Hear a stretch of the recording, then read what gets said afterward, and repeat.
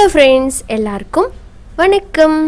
இன்றைக்கி நம்ம நிக்கிஸ் கிச்சனில் நம்ம எல்லாத்தோட ஃபேவரட் சிக்கன் பிரியாணி எப்படி பண்ணுறதுன்னு பார்க்கலாம்.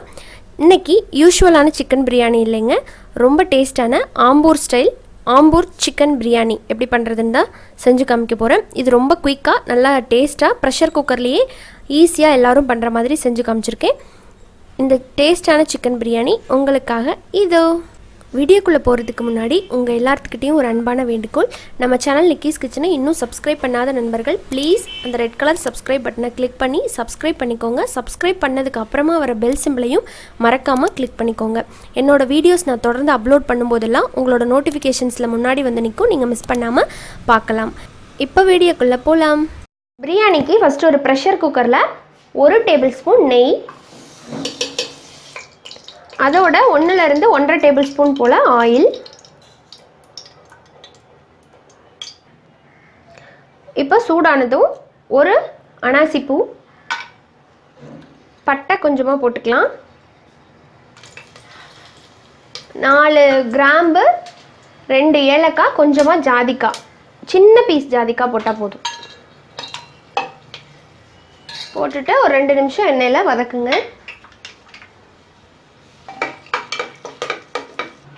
அடுத்ததாக இதில் கட் பண்ண ஒரு பெரிய வெங்காயம்,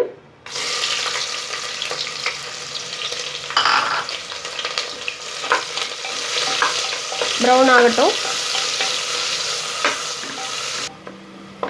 இப்போ இதில் 1 டேபிள் ஸ்பூன் இஞ்சி பூண்டு விழுது,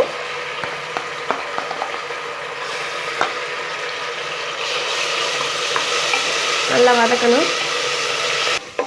அடுத்ததான் இதில் நீலவாக்கில் கட் பண்ண ஒரு பெரிய தக்காளி,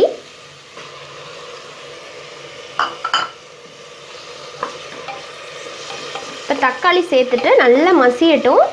அதுக்குள்ளே நம்ம இதுக்கு ஒரு ஸ்பெஷல் இன்க்ரீடியண்ட்டை வந்து அரைச்சிட்டு வந்துடலாம். அது என்னென்னு பார்க்கலாம் வாங்க. இந்த பிரியாணிக்கு நம்ம காஞ்ச மிளகா பொடி இருக்கு இல்லைங்களா, மிளகாத்தூள், அது சேர்க்க மாட்டோம்.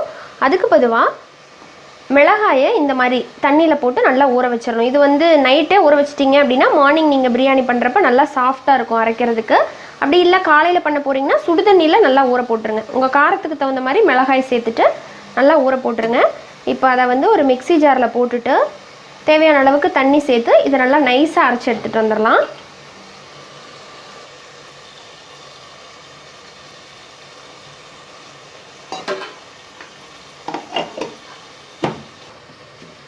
இப்போ நமக்கு சில்லி பேஸ்ட் ரெடி. இப்போ தக்காளியும் நல்லா மசிஞ்சிருச்சு. இப்போ இதில் நம்ம அரைச்சி சில்லி பேஸ்ட்டை உள்ளே போட்டுக்கலாம்.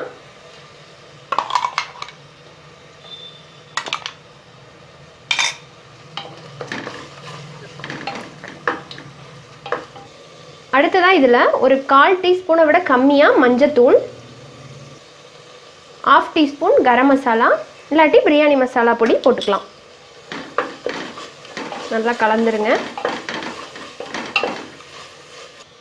அடுத்ததாக இதில் 2லேருந்து 3 டேபிள் ஸ்பூன் போல் கெட்டியான தயிர் சேர்த்துக்கலாம்.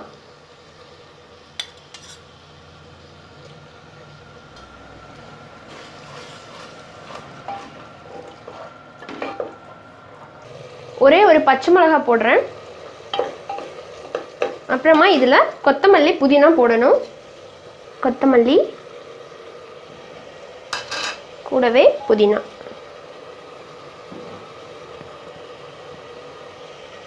போட்டுட்டு நல்லா கலந்துடலாம்.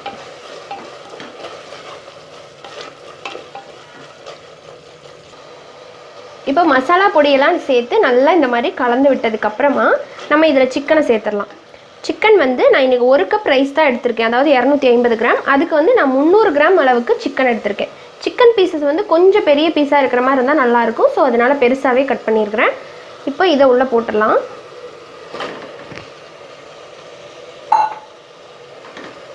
போட்டுட்டு இந்த மசாலாலாம் நல்லா இந்த சிக்கனில் கோட் ஆகிற மாதிரி கலந்து விட்டுருங்க. அப்போ தான் பிரியாணியில் சிக்கன் பீசஸ் சாப்பிடும்போது நல்லாயிருக்கும். சிக்கன்லேருந்து நல்லா தண்ணி விடும் இல்லைங்களா, அந்த ஸ்டேஜ் வரைக்கும் இதை நல்லா வதக்கணும். ஸோ இது இருக்கட்டும். பாருங்கள், நான் இப்போ ஒரு 1/2 கப் தண்ணி சேர்க்குறேன்.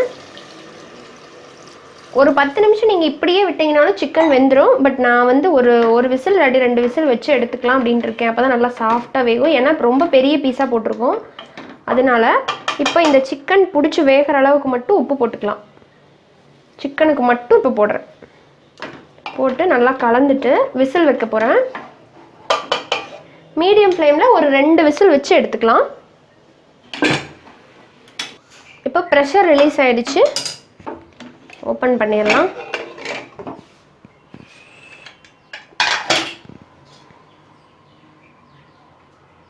சிக்கன் வெந்துருச்சு. இப்போது ஒரு 3/4 பதத்துக்கு வெந்துருச்சு. இப்போ நம்ம திரும்ப ஸ்டவ் ஆன் பண்ணிக்கலாம்.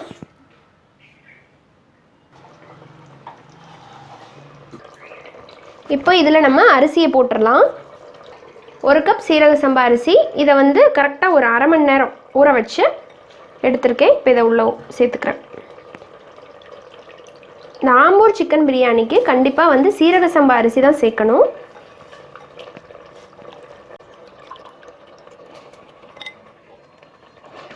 சேர்த்துட்டு கலந்துடலாம். ஆல்ரெடி 1/2 கப் தண்ணி ஊற்றி நம்ம சிக்கனை வேக வச்சோம். அதில் இல்லாமல் சிக்கன்லேருந்து ஸ்டாக் வேறு வெளியே வந்துருக்குது. ஸோ 1 கப் சீரக சம்பா அரிசிக்கு 1/2 கப் தண்ணி சேர்த்துனா போதும். ஏன்னா நம்ம ப்ரெஷர் குக்கரில் பண்ணுறதுனால. வெளியே பாத்திரத்தில் பண்ணுற மாதிரி இருந்தால் 2 கப் சேர்த்தணும். ஸோ இப்போது 1/2 கப் சேர்த்துட்டேன் இல்லைங்களா முதவே. இப்போ வந்து 1 கப் மட்டும் சேர்த்துடலாம்.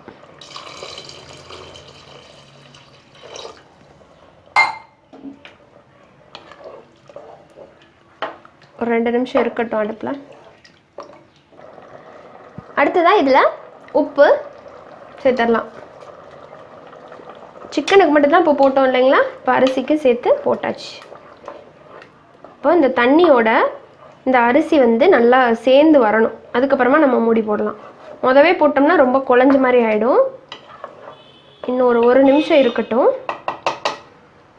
அடுத்ததாக இதில் ஒரு அரை லெமன் இருக்கு இல்லைங்களா. குட்டியில் அரை லெமன் தான், குட்டி லெமன். அதை பிழிஞ்சிட்றேன்.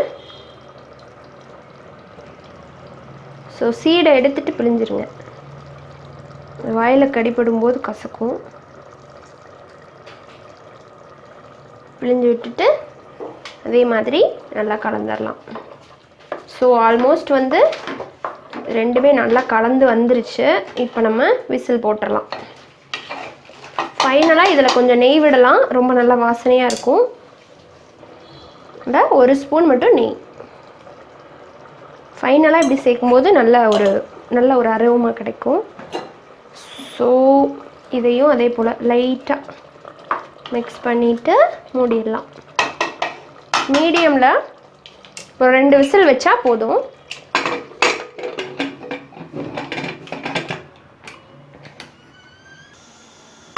இப்போ ப்ரெஷர் ரிலீஸ் ஆகிடுச்சு. பிரியாணி எப்படி இருக்குன்னு பார்க்கலாம்.